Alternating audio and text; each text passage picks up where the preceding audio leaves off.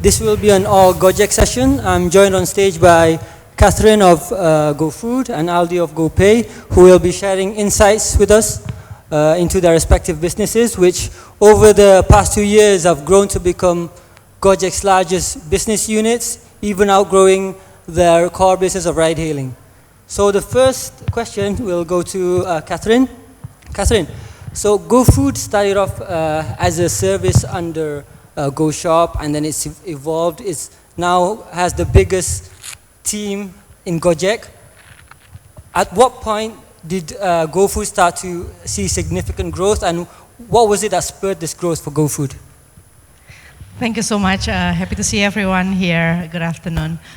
So I think it's very interesting. You asked me earlier, how did GoFood started from GoShop? So I don't know if you remember 2015 January when we first launched. We launched with 3 services. It was the GoRide, basically the motorcycle taxi. Then the GoSend, which is the courier for the document, and then the GoShop. GoShop is basically that time, until today actually, was meant as a concierge service, so the customer able to ask the driver to do any kind of services for them. But then within months, actually 1 or 2 months only, when we launched GoShop, big portion of the services asked by the customer in GoShop was food.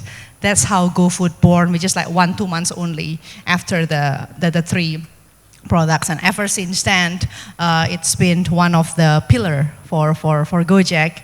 To your question about how does GoFood differentiate itself, I think we have been very lucky and privileged, because I think GoFood until today we have more than 400,000 merchant. We call it merchant partner that are in our ecosystem, and most of this 96% of these 400,000 merchant partner are small medium businesses. This has been our growth. This has been our partner growth. This is how we position ourselves as well, that we are the growth partner of this merchant. This has become over the years really our key differentiator, because we shape a lot of our innovation, our product, our team, basically to help these small businesses to grow together with us. Okay, thank you. Aldi, I remember in 2017, Nadim saying that 2018 will be the year of GoPay. Can you tell us what exactly happened in 2018, and how has GoPay developed since then? Yeah, so I think probably going back to similar to Catherine, I want to start a little bit about how GoPay actually started, because this is really important, right? And so GoPay actually started not from the user side, but actually from the driver side. And because one important part about Gojek is our DNA is about serving the users as a whole, right? And so for the drivers, we actually started having this service for paying their bills. They have the ability to actually save for their kids' education. They have the ability to buy a house, right? And so how do you extend the same level of access to financial services, not only to our drivers, but to our end users?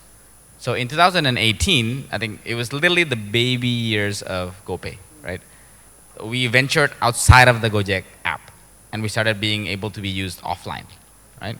And 2019, you saw a much wider acceptance in GoPay, right? So we have 500,000 merchants, 90% of them are SMB. We also see a much more diverse set of use cases. So let me give you an example. One of the products that we launched was GoGive, right? And GoGive is an easy way for you to give, because during times like emergencies, like the flood, like we had, there's not easy to collect cash from a lot of people. But with GoPay, it's super easy. So DealStreetAsia even put us up on their website, right? Thank you for that, by the way. And that enabled us to create a use case that people needed. And so Zakat was another one. We launched, and games was another one. So we started seeing a diversity of use cases beyond just offline, right? And so I think the benefit of doing this is that 2 years in a row, two independent research firms have actually said that we are #1. So I think we're very proud of that, and we're always been focused on how do we serve the users better and yet still be the most efficient. Okay. You mentioned there about GoPay going outside the Gojek ecosystem. When Nadim made that statement, I remember a lot of people actually anticipated GoPay being spun off, as having its own app to grow its maybe have an entirely separate ecosystem to Gojek. but you decided not to do that. Was that ever something you considered internally, and what was the consideration there?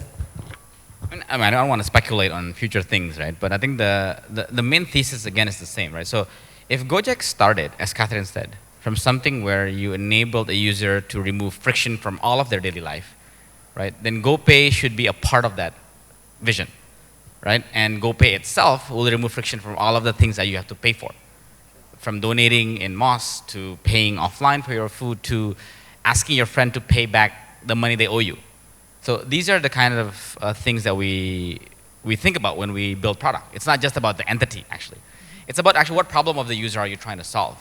And I really believe that if you think about what is the competitive moat that we have as a group, is this ability to focus on the user as a whole, as a human being, as opposed to working from one industry to another. So we were never a ride-hailing company that went to ride-hailing, to food delivery, to financial services, right? We were always focused on the user as a whole, which is the users, the drivers, and the merchants. Okay.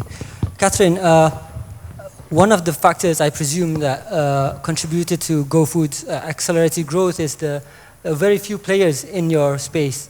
It's very much similar to ride-hailing in that it's you and Grab in the space.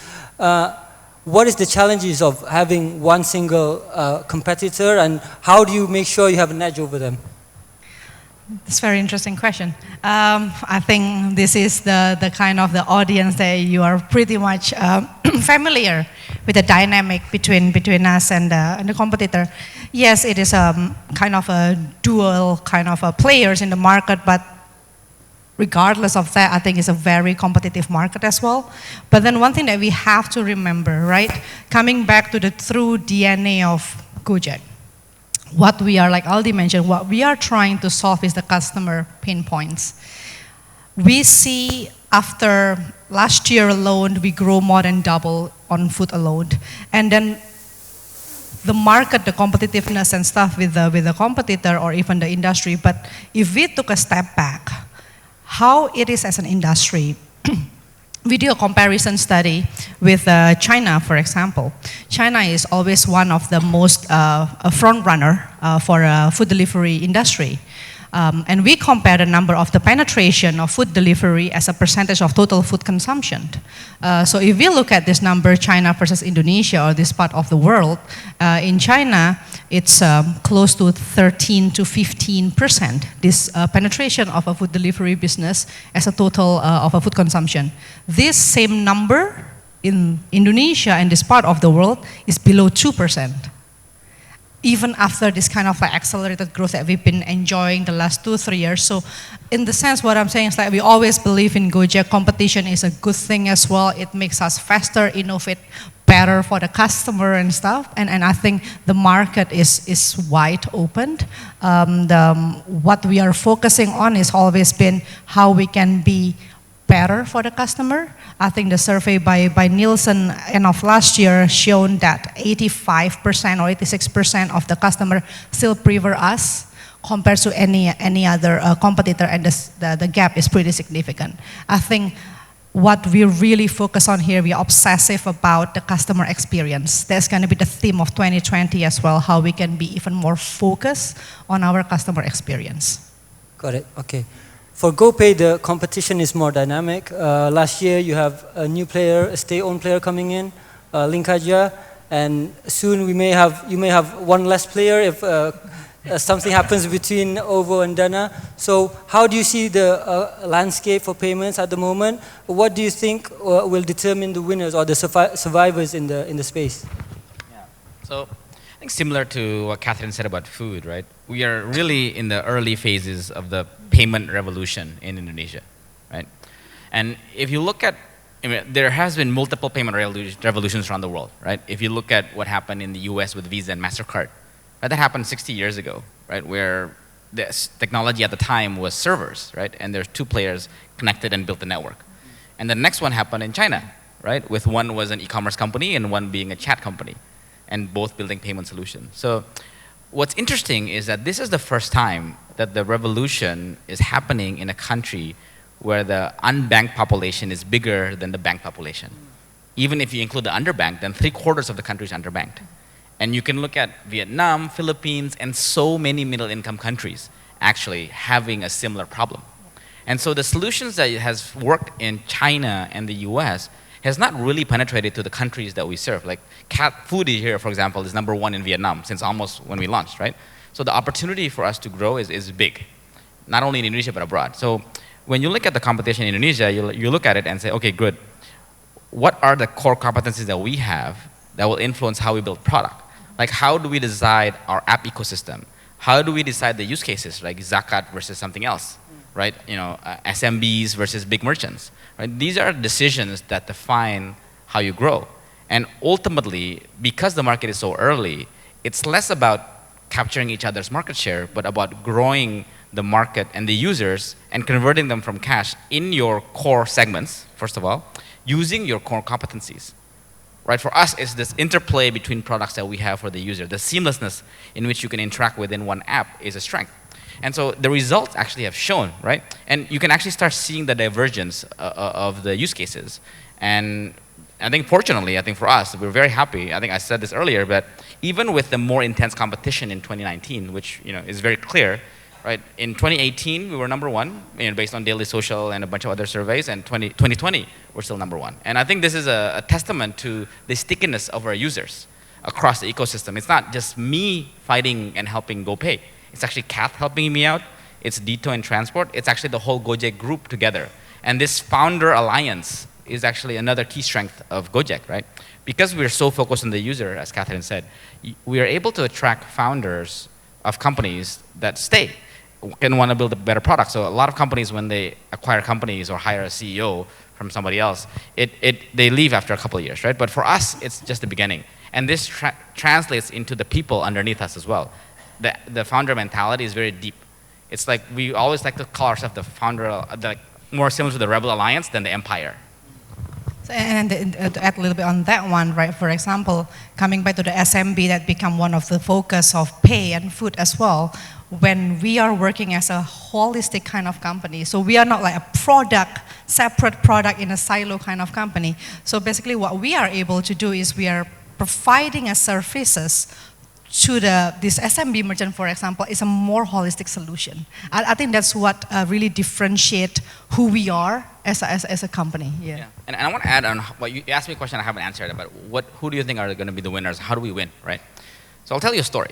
Right? About almost a year ago, I met one of our drivers, right, at an event in a Bakso Malang restaurant, and her name was Bunila. Actually, she gave me a hug. And she said, Pak Aldi, thank you so much. Makasih banget Pak. Gitu. Saya seneng banget. Sorry, it's Indonesia. I'm super happy, right? And she's like, why? And she said, well, I've been with Gojek for 3 years. I've been delivering food. I've been delivering things. And I have a daughter. I'm a single mom. And just yesterday, she showed me her keys and said, I bought my first house because of GoPay. And I said, what happened? Well, GoPay allows me to deduct my salary every day. Just a little bit by little bit. Sedikit-sedikit jadi bukit. Right? Little but becomes a mountain, right? But not only that, we actually gave the driver access to Bank BTN, the KPR subsidy, the subsidized housing loan, right? Because without us, she would not have been able to apply or be qualified for that program. Now, I think the key to success for us is how do we translate this story of loyalty and ability to achieve somebody's dream, not only to our drivers, but our end users? Because ultimately, payments and financial services and food is a means to an end. Like, payments should be invisible, and people should think about, okay, I want to pay for my food to be happy, right? I want to pay for my kids' education. So the people who are going to be the most successful are not only going to be the most invisible, but the ones that create the best stories. Yeah, and the beauty of it is coming back to the unbankable that we mentioned earlier, right? Be it for the driver and the merchant, right? If you think about that, now through Gojek, because either they are our driver or they are merchant partner, the bank or the financial institution now have the track record.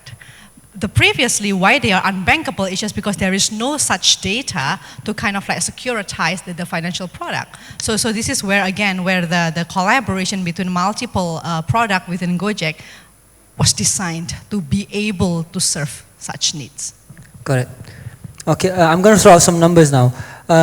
According to Nadim in an interview, in 2018, GoFood contributed 2 billion worth of annual transactions to Gojek, and GoPay generated 6.3 billion. How is 2019 looking? Do you have the estimate figures? I think some of the number has been shared before. So again, regardless of the very stiff competition, 2019, I think we are very privileged. So 2019, GoFood alone, we grow 2.5 times. Okay. Compared to 2018, I think we are more than 50 million transactions a month now on GoFood only in the Southeast Asia. Mm-hmm. GoPay? Yeah, look, I think you shared like old numbers, right? We're not here to take those numbers, but as I mentioned, right, we're very happy that we're still number one, like 2 years in a row. I've been here for 2 years, so far it's so good, right? I'm still here, right? But I think that honestly 2019 was really a tremendous year for growth, right? I think you can see it. 2018 was the year where people started having a habit, building the habit. And 2019 was really when people just forgot that it was actually different. Like people now just using QR, like my grandma was paying with QR somewhere. It's pretty amazing. So I think that 2019 was a really good year in terms of growth, but it's also the year where a lot of the bets that we made early on about efficiency, about focusing on how do you maximize the dollar, every dollar spent, every engineer's time has paid off. I think that's actually one of the benefits of being the more or the less capitalized player, right? In this market, right? We don't have one gigantic mega balance sheet that gives us unlimited support, right? We have 50 different, more or so different shareholders that are blue chip investors, like private equity firms that regularly grill both of us on a regular basis to make sure that we're efficient, and that creates a sense of discipline that's different. And I think that if I were to say what I was proud about last year is actually the manifestation of that. Okay. I know Gojek doesn't look at profitability from a vertical basis, but if we were to take GoFood and GoPay as a separate business, would you say you were profitable units as a standalone business? I will not comment too much on that, but then one thing, one thing that we can share is basically, as what Aldi mentioned, right? We started Gojek, when we started, we have 1/10 of what our competitor at that time in terms of capital. I think that DNA, that mindset is the one that has been following us as we grow. I think we are used to very scrappy with, in that sense, a relatively lesser capital to grow and force ourselves to be more innovative that way. So I think this discipline from the investor is year by year. We have a different theme each of the semester each year to kind of like force us to go to the next level every time, right? From the starting focusing on the transaction, now we're moving to the GTV, now we're moving to the revenue. That is this discipline and the stretch that we are always being forced by our investor as well. That dynamic, I think, what really show that we are able to be where we are today, again with the 1/10 original capital compared to our competitors. So we are on the right track. That's what I can share. The progression has been moving as we planned. Aldi, we are seeing more companies now like shifting focus towards profitability, including Gojek. What's your take on this emphasis on profitability, and how has it affected how you run your business? I think first of all, I think we have never not focused on that, right? We have had to. I think that's, as being somebody that's the underdog and the one with less capital, you have to be thinking about that all the time, constantly, right? And personally, I come from a background where I was in a company that hadn't raised money for 4 or 5 years, right? And so it's a very different mindset. And I think we both come from that mindset, which is, I think, what makes us different, right? That's one. And in terms of profitability, the way to think about profitability for us is actually not that complicated. I mean, I think if you think about Gojek, right, we create value for our merchants and drivers. So the reason why people call us a super app, or we like to call ourselves a super app, is not because we are super, but because we make the restaurant super, and we make the drivers super. We increase their sales, right? And so we take a commission from their sales, and so for the drivers, we do the same thing. And so for every product that we facilitate for the driver and the merchant, for example, the loans for the house, we take a commission, right? So we're like a bridge ultimately that connects the people who have money but no time to people with time but no money.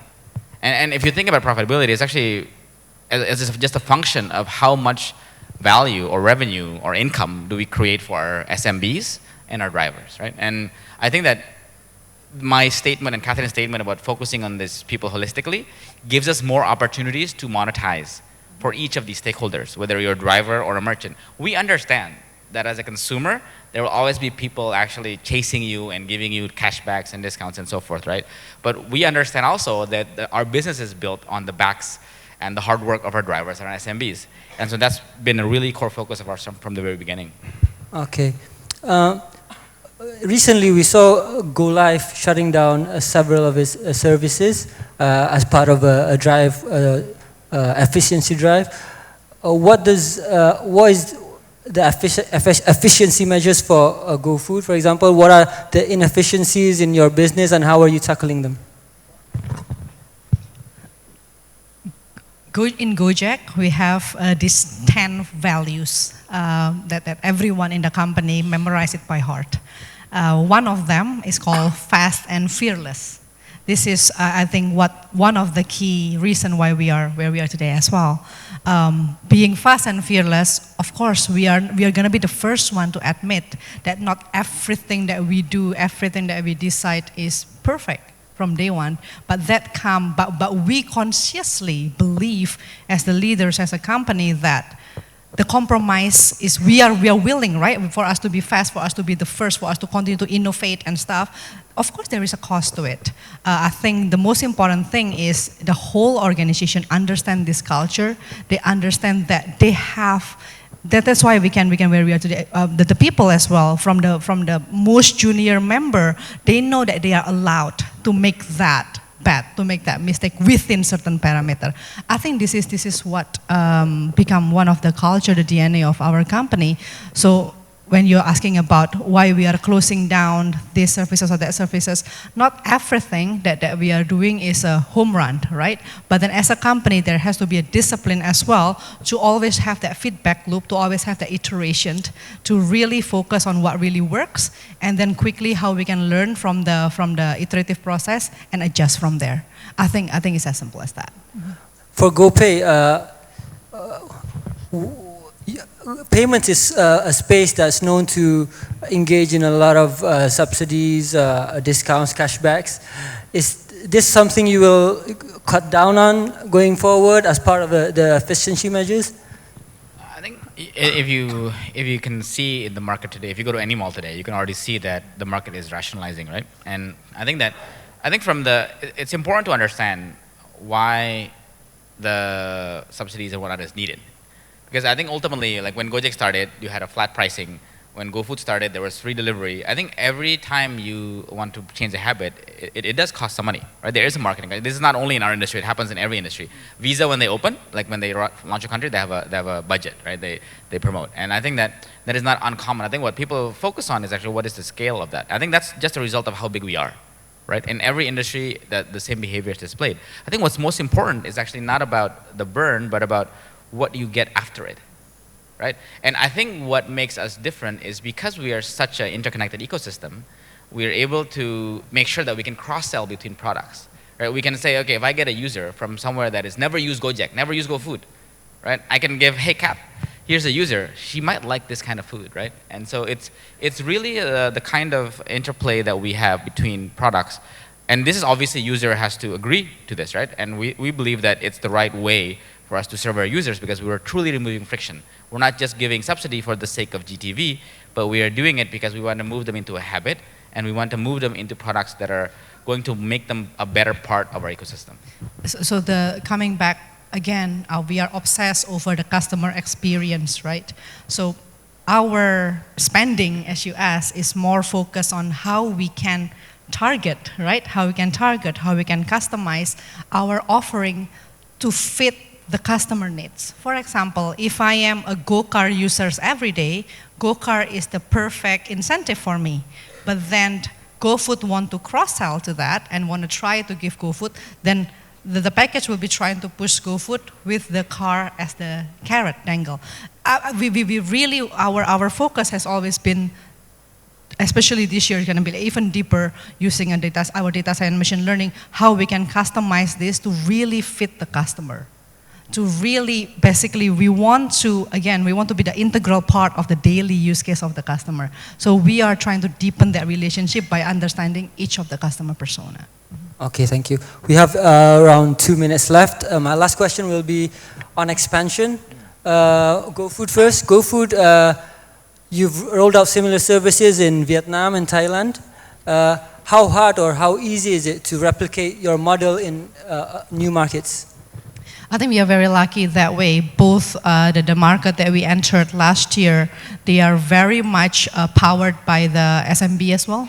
So a lot of the learnings that we have in Indonesia, it's quite big chunk of them is replicable for us, because I think we, as we grow, our learning get deepened in terms of like how to serve this merchant, how to grow this small merchant. So this learning has been very much replicable to these two markets. As Aldi mentioned briefly, in these two markets, we are very happy that both Thailand and Vietnam, we are top 2, top 1 player already, even though we are only there less than 1 year. Yeah.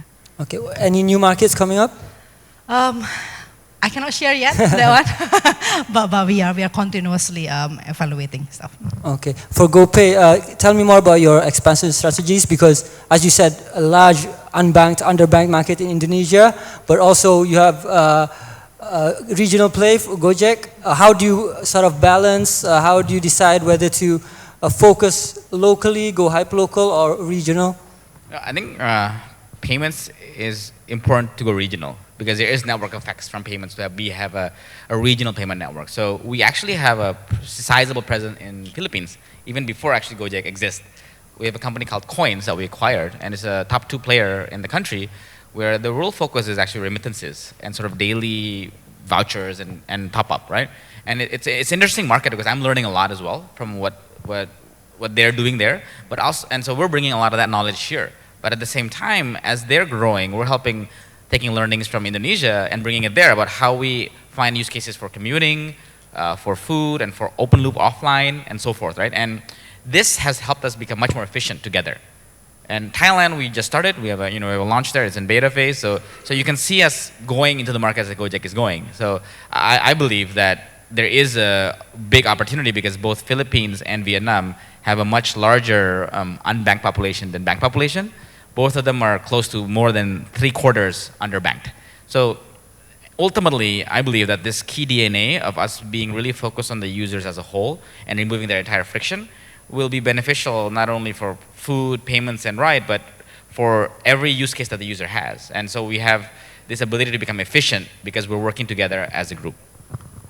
Okay, that's all we have time for. Please join me in giving our speakers a big round of applause. Thank you very much.